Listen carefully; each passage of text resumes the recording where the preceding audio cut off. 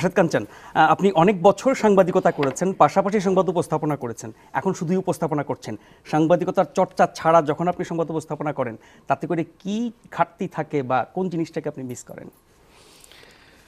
আমি অনেক বছর সাংবাদিকতা করেছি, ওই সময়টায়ও সংবাদ উপস্থাপন করেছি। এখন স্পট জার্নালিজমটা আমি করি না, বাট আমি জার্নালিজমের সঙ্গে আছি, আমি কাজ করছি আর সংবাদ উপস্থাপন করছি। দর্শক আমাকে সংবাদ উপস্থাপক হিসেবে দেখতে পাচ্ছে, কিন্তু আমার রিসার্চের জায়গাগুলো, জার্নালিজম নিয়ে আমি যে কাজগুলো করি, সেগুলো হয়তো এই মার্কেটে বা এই দর্শকদের কাছে এসে পৌঁছায় না।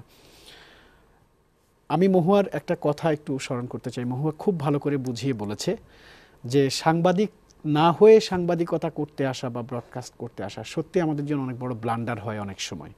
আমরা যখন বিভিন্ন ইভেন্টে আমরা দেখতে পাই যে স্টুডিও অনেক অসহায় বোধ করে যখন অসাংবাদিকদেরকে দিয়ে সংবাদ উপস্থাপনা করতে হয়। সমস্যাটা কি ধরনের হয়?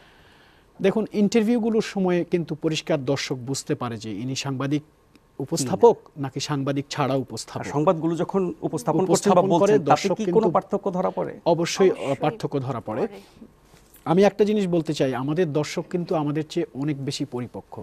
বাংলাদেশের দর্শক অনেক বেশি বোঝে এই বিষয়গুলো। আমরা যারা সংবাদ উপস্থাপনা করি, আমরা যদি ভাবি যে এই বিষয়টা আমরা জানি, দর্শক জানে না, তাহলে মারাত্মক ভুল করা হবে। কারণ আমি আমার পেশাগত জীবনে দর্শকদের কাছ থেকে এমন কিছু টিপস পেয়েছি যেটা আমি আমার প্রশিক্ষকদের কাছ থেকে পাইনি।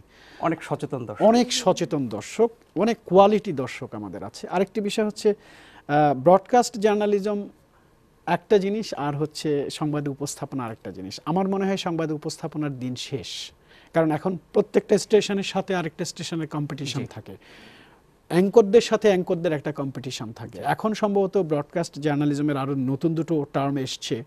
একটা হচ্ছে ইনস্ট্যান্ট জার্নালিজম বা ইনস্ট্যান্ট ব্রডকাস্ট যেটা, আরেকটা হচ্ছে আনকাট জার্নালিজম। এটা এমন এক ধরনের সাংবাদিকতা, স্টুডিওতে বসে বসে কাট করার কোনো সুযোগ নেই, কোনো তথ্যকে দ্বিতীয়বার বলার সুযোগ নেই। এই জায়গাটায় সাংবাদিকতার প্রয়োজন অনেক বেশি হয়ে পড়েছে।